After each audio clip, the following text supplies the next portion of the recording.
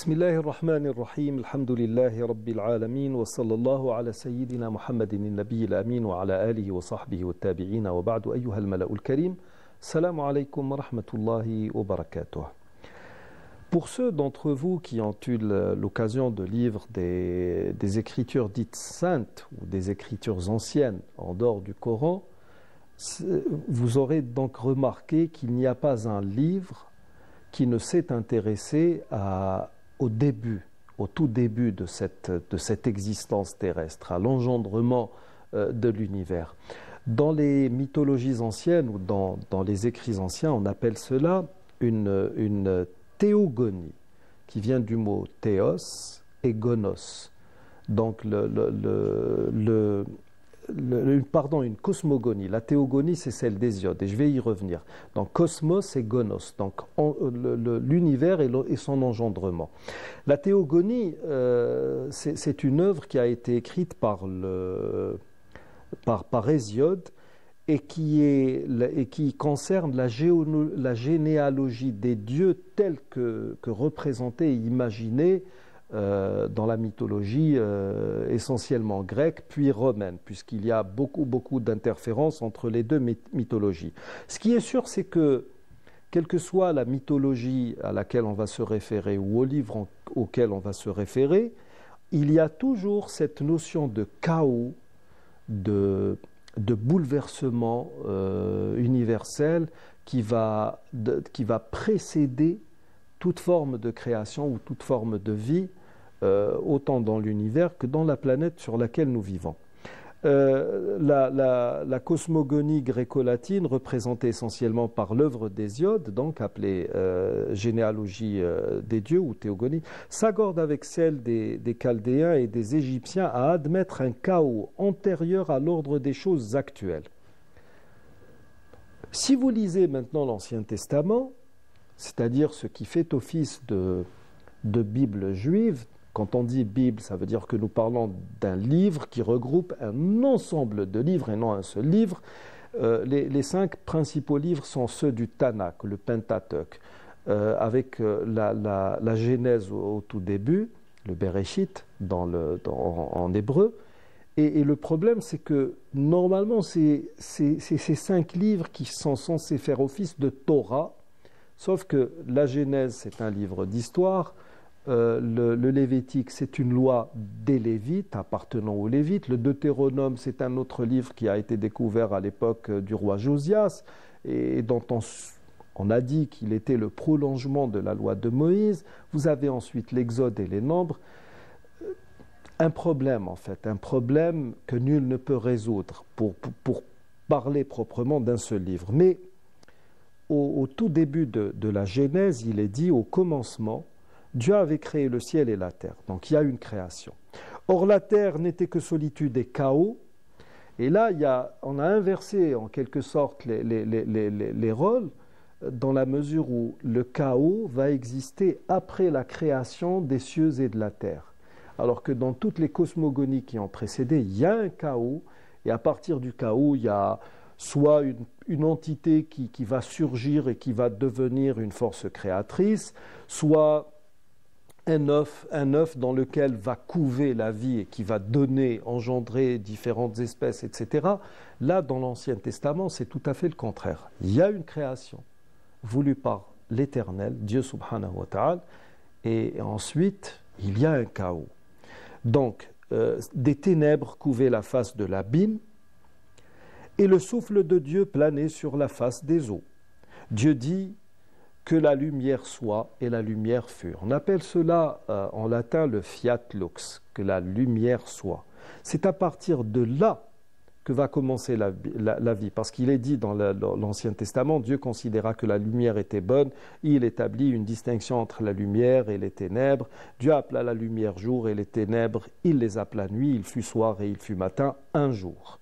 Dieu dit qu'un espace s'étende au milieu des eaux et forme une barrière entre les unes et les autres. Dieu fit l'espace, opéra une séparation entre les eaux qui sont au-dessous et les eaux qui sont au-dessus, et cela demeura ainsi. Dieu nomma cet espace le ciel, le soir se fit, le matin se fit, second jour. Quand on lit tout cela, donc en résumé, la Bible va nous donner 6 jours de création, et à chaque fois, il est dit le soir se fit, le matin se fit, tout dépend de la version que vous lirez. Dans celle de Fabre d'Olivet, vous trouverez « et il fut Orient et il fut Occident ». Donc ceci suppose que toute cette création s'est faite dans des journées naturelles de 24 heures, ce qui n'est pas du tout le cas. En tout cas, si pour ceux d'entre vous qui ont la possibilité, par exemple, d'étudier l'encyclopédie ou de lire l'encyclopédie Migne, vous allez trouver 5 avis rien que pour les chrétiens. 5 avis très contradictoires, dont certains disent qu'il s'agit de journées de 24 heures, d'autres disent qu'il ne s'agit tout simplement que d'une allégorie, il n'y a pas eu des jours, c'est juste pour que Dieu nous mette, on va dire, dans une ambiance qui est, ou dans une forme de connaissance qui est très très proche de nos limites humaines, etc. En fait, chez les musulmans, certains ont dit que c'était des périodes pratiquement de 1000 ans, c'était notamment l'avis de l'imam Ahmed, mais cet avis n'est pas l'avis de la majorité qui dit que c'était des périodes très très longues dont Dieu seul connaît la durée. Et c'est le cas, justement. En tout cas, toutes les écritures, qu'elles soient saintes ou mythologiques, parlent d'un chaos, d'un bouleversement immense qui a précédé toute forme de vie ou de création, ou l'engendrement même de l'univers. Cependant, dans Sourate Al-Anbiya, au verset 30, Dieu dit أَوَلَمْ يَرَ الَّذِينَ كَفَرُوا أَنَّ السَّمَاوَاتِ وَالْأَرْضَ كَانَتَا رَتْقًا فَفَتَقْنَاهُمَا وَجَعَلْنَا مِنَ الْمَاءِ كُلَّ شَيْءٍ حَيٍّ. Ceux qui ont mécru n'ont-ils pas vu que les cieux et la terre formaient une masse compacte? Nous les avons ensuite disloqués et fait à partir de l'eau toutes choses vivantes. Ne croiront-ils donc pas? Ce verset nous parle justement du début de l'univers, de son engendrement. Pendant un certain temps, c'était le cas d'Einstein, par exemple, en 1905, il parlait d'une cosmologie statique, c'est-à-dire que pour lui, tout ce qui peuplait le ciel, comme astre, comme objet, comme corps céleste, était figé dans une position, dans une sorte d'image, et que rien de tout cela ne pouvait bouger. Avec le développement justement des télescopes, etc., on a commencé à parler d'une cosmologie non statique. Et c'est ainsi qu'Albert Einstein, en 1915, et suite aux calculs qu'il avait entrepris, arrive à la conclusion que l'univers ne pouvait être statique et confirme la théorie de Slipher. Slipher, c'est Melvin Vesto Slipher, qui est le premier à avoir parlé d'une cosmologie non statique, un peu avant 1915. En 1922, le mathématicien russe Alexandre Friedman, sur la base même de la relativité d'Einstein, expose la théorie de la cosmologie non statique, qui donne 3 types d'évolution à l'univers, en incluant la notion de singularité initiale. C'est quoi la singularité initiale? C'est un moment, est-ce qu'on peut le calculer en heures, en jours ou en secondes? C'est un moment, un instant T, par lequel tout aurait commencé. C'est là qu'il y a eu ce bouleversement. À ce moment-là, nous sommes en 1922, ce bouleversement n'est pas du tout appelé Big Bang. En 1929, l'astrophysicien américain Edwin Hubble confirme, grâce au premier grand télescope américain, la théorie de Friedman. Il met également en évidence une relation de proportionnalité entre la vitesse à laquelle les galaxies s'éloignent de la Terre et leur distance, ce qui va donner naissance à la loi de Hubble. En 1931, l'abbé Georges Lemaître va être le premier à parler justement de la théorie du Big Bang. Il faut bien comprendre une chose, nous parlons d'une théorie, donc nous ne parlons pas d'une science avérée à 100%. Nous parlons d'un scénario qui, selon les scientifiques, serait le scénario le plus probable, c'est le plus acceptable, c'est le plus sophistiqué, le mieux étudié, pour expliquer un certain nombre de phénomènes relevant essentiellement de la mécanique générale, donc de l'étude de ce qui est infiniment grand en termes de physique dans l'univers. C'est là qu'on va parler d'un Big Bang. Le Big Bang, en fait, c'est une explosion. Du moins, selon les scientifiques, cette explosion aurait provoqué justement la création des corps célestes tels qu'ils existent actuellement. Et puis, il n'y a pas que ça, c'est que ces corps célestes sont dans une cosmologie non statique. Prenez dans un récipient d'eau, jetez, je ne sais pas moi, un grain de riz, un pois chiche, n'importe quoi, et vous allez voir cette onde de choc qui va commencer par un point central et qui va décrire des cercles concentriques qui vont s'agrandir jusqu'à atteindre les bords même du récipient.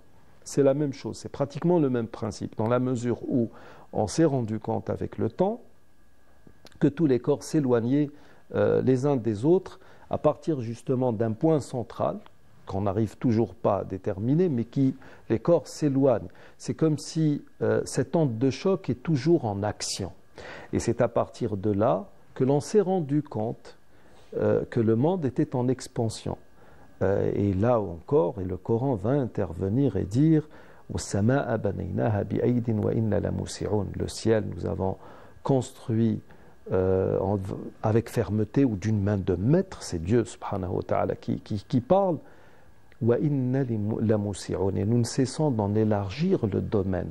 Et à l'heure actuelle, nous avons même ce que les physiciens appellent le bouclier de Kelvin, qui est pratiquement la frontière limite de cet univers et qui ne cesse de s'agrandir. Le mot singularité initiale signifie le moment de l'explosion, et l'explosion elle-même rejoint cette notion de chaos. Georges Lemaître a voulu justement reprendre cela pour dire que ce Big Bang, cette explosion, c'était le fiat lux, que la lumière soit. Alors que non, parce que la Bible dit qu'il y a eu création puis lumière. Le Coran dit le contraire. C'était une masse compacte et il y a eu justement cette fameuse explosion. Donc le Coran se rapproche beaucoup plus des données scientifiques actuelles, en très très peu de mots. Nous arrivons au terme de cette émission. Je vous remercie de l'avoir suivi. Et d'ici notre prochain rendez-vous, je vous dis astawdi'ukumullah alladhi la tadi'u wadai'uhu. Assalamu alaykum wa rahmatullahi wa barakatuh.